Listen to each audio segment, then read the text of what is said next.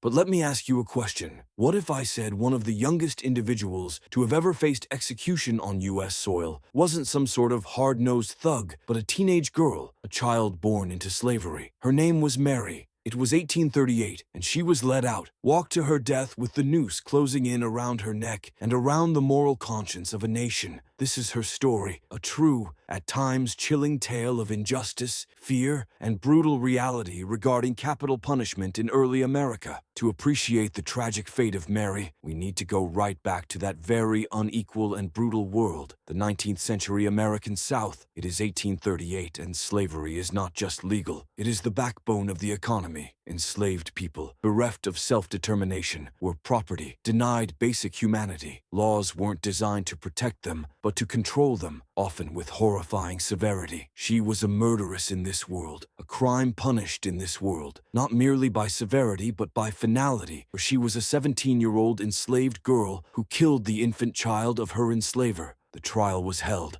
However, like so many of the stories of the enslaved people, hers was eclipsed by a justice system constructed not to think about the possibility of innocence. Just imagine a young teen forced to mind a baby that was not even hers. Few of the circumstances were clear, since historians remained undecided whether Mary acted out of desperation, frustration, or whether she was guilty at all. Under the law, she was only a slave and would easily be convicted. She had no trial by jury of her peers or any defense that could show understanding of her plight. The voice of Mary, like many in her position, was silenced by a system designed to protect the powerful. The trial was short, and she was sentenced to be hanged. But the bottom line gets even grimmer. Mary was publicly executed. On a chilly morning in March 1838, Mary was marched to the gallows. Witnesses described her as eerily composed for such a young girl. Perhaps she was too scared to cry, or maybe in those last moments she found a strength which her executioners had not expected. It was not an execution. It was more like an exhibition they carried out for poor Mary. Public hanging was a norm then, if not to say this was their routine way of stating how powerful could be the state of being, that in her case has little to do with punishment, but to cruelty to keep insisting the small one can be squashed by one system or another.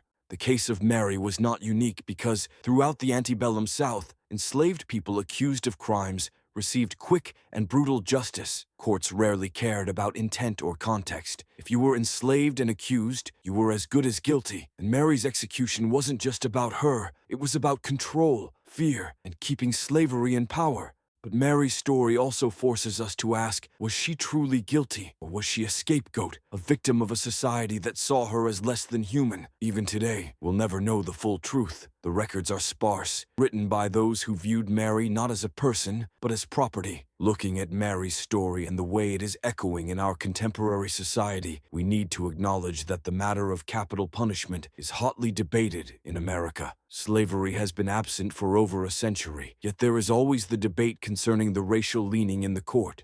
It strangely sounds pertinent when racial minorities, particularly Black Americans, are delivered to death penalties at an inordinately disproportionate level. Mary's execution puts into perspective how far we have come and how far we have yet to go. This is not a tragedy, but a call that justice truly will be just for all. The system that pursued power over the soul finally took Mary away. Her story is but one of many that haunt the readers with the cold truth, the cruelties of slavery, and the dangers in a justice system that denies its most vulnerable clients fairness. Mary was not just another girl who got enslaved. She was a human being, and her dreams, fears, and life were important. Let us remember her name today and promise to work towards a world where stories like that of Mary can never again be told. A world where justice is not about might, but compassion and truth. If this story moved you, take a moment to reflect on the history we often overlook. Like, share, and subscribe for deeper dives into the past. And tell us in the comments,